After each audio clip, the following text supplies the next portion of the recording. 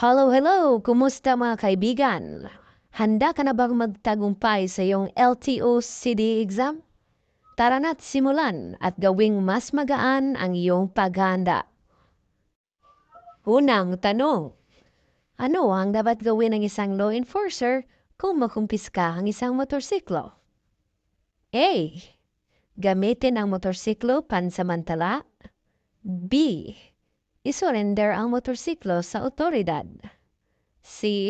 Dalhin ang motorsiklo sa pinakamalapit na impounding area. Ano ang tamang sagot?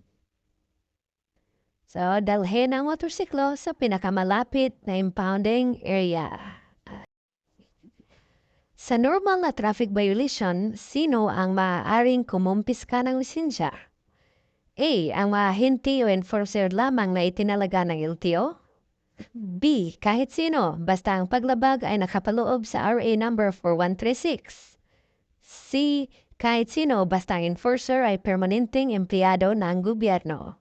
Ang tamang sagot, ang mga ahente o enforcer lamang na itinalaga ng LTO.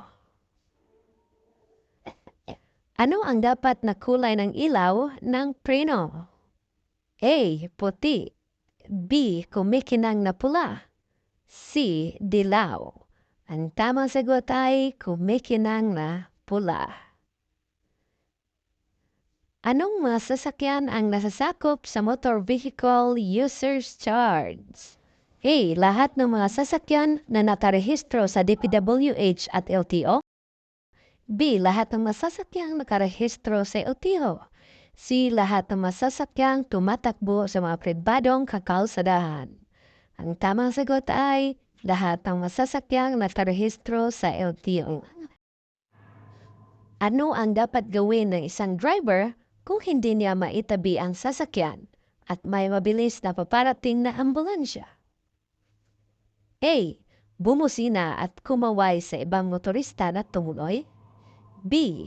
Magpatuloy sa parehong bilis ng takbo. C. Manatili sa lane at huminto kaagad. Ang tamang sagot ay magpatuloy sa parehong bilis ng takbo. Maaaring isuspindi ang rehistro ng sasakyan kung ito ay A. Kung ang sasakyan ay masyadong magaan upang makatawid sa mga pampublikong daan. B. Ang sasakyan ay hindi pangharap na pagmamaneho. C. Ang sasakyan ay makakasira sa pampublikong kalsada. Ang tamang sagot ay ang sasakyan ay makakasira sa pampublikong kalsada. Ano ang pagsusuri na ginawa upang malaman kung positibo sa alak ang isang driver? A. Pag-check sa mata, paglakad at pagtayo sa isang paa. B. Pag-check sa mata, diretsong pagtakbo, luksong lundag. C. Pagbasa, pag-awit sa lupang hinirang, at pag-inom ng 1 litrong tubig. Ang tamang sagot ay pag-check sa mata, paglakad at pagtayo sa isang paa. Habang nagmamaniho, dapat kang tumingin sa side at rear view mirror ng A. Mabilis or madalian. B. Hanggang gusto mo. C. Hindi kukulangin sa 1 minuto. Ang tamang sagot ay mabilis or madalian.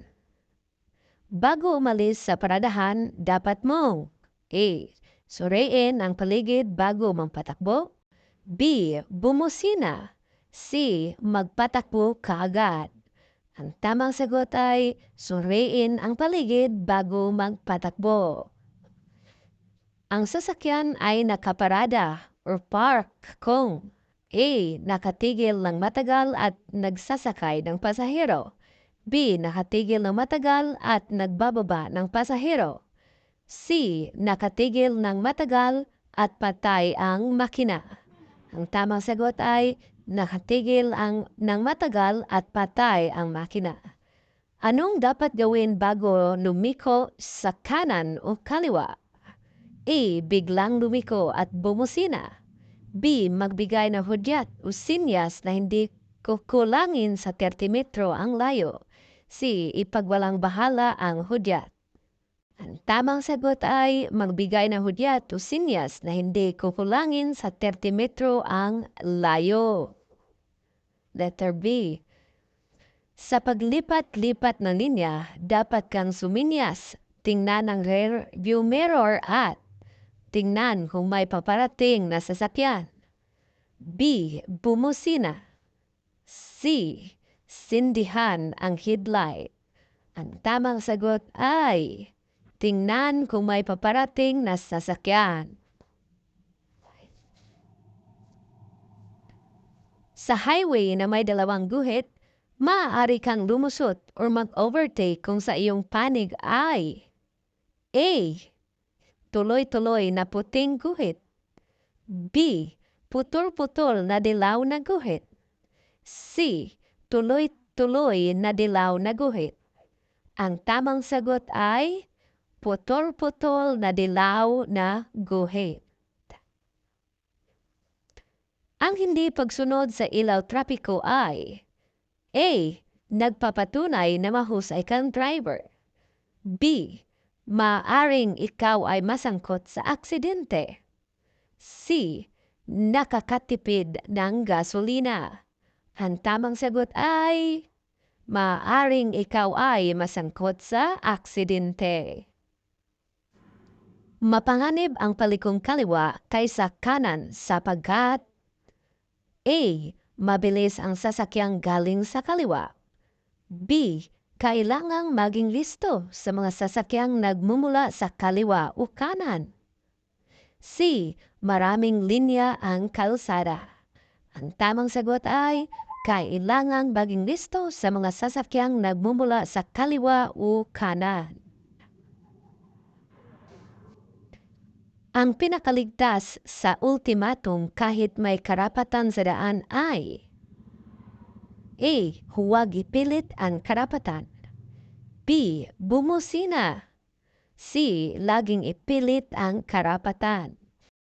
Ang tamang sagot ay huwag ipilit ang karapatan. Sa rotunda, alin ang may karapatan sa daan? A. Ang sasakyang papasok pa lamang sa rotunda. B. Ang sasakyang nasa paligid ng rotunda. C. Ang sasakyang nakaharap sa berdeng ilaw. Ang tamang sagot ay ang sasakyang nasa paligid ng rotunda. Hindi dapat lumusot o mag-overtake sa paanan ng tulay sapagkat A. May tumatawid. B. Hindi nakikita ang kasalubong na sasakyan. C. Makipot ang daan. Ang tamang sagot ay hindi nakikita ang kasalubong na sasakyan. Ano ang kahulugan ng patay-sinding dilaw na trapiko? A. Magmarahan at magpatuloy kung walang panganib.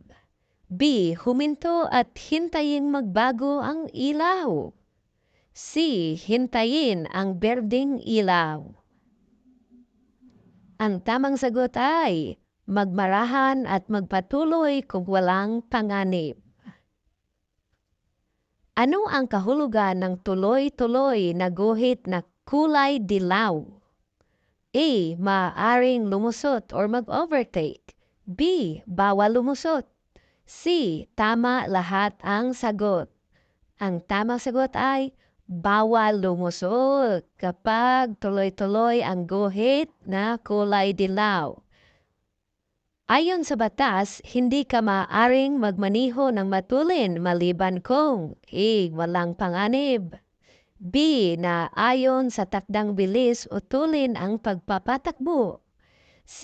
Tama lahat ang sagot. Ang tamang sagot ay tama lahat ang sagot. Ikaw ay nagmamaniho sa municipal road na may bilis na 80 km per hour nang biglang may isang bata na tumawid sa kalsada. Ano ang dapat mong gawin? A. Magneutral. B. Umiwas pakaliwa. C. Tapakan ang brake. Ang tamang sagot ay tapakan ang brake. Sa interseksyon, ano ang iyong gagawin kung may sumusunod sa iyong sasakyang pang-emergency? A. Huminto sa gitna ng interseksyon. B. Huwag magbigay ng daan. C. Tumawid sa interseksyon muna bago magbigay daan. Ang tamang sagot ay tumawid sa interseksyon muna bago magbigay daan. Saan ka hindi maaaring gumamit ng busina? A. Sa harap ng kampo ng military. B. Sa harap ng istasyon ng pulis. C. Sa harap ng ospital o klinika. Ang tamang sagot ay sa harap ng ospital o klinika. Kung ang nakasalubong mo ay may nakakasilaw na ilaw, ano ang dapat mong gawin? A. Silawin din ang nakasalubong upang magbaba ng ilaw. B. Tumingin ng bahagya sa gawing kanan ng kalsada. C. Titigan ang nakakasilaw na ilaw. Ang tamang sagot ay tumingin ang bahagya sa gawing kanan ng kalsada. Good luck kaibigan sa iyong CD exam.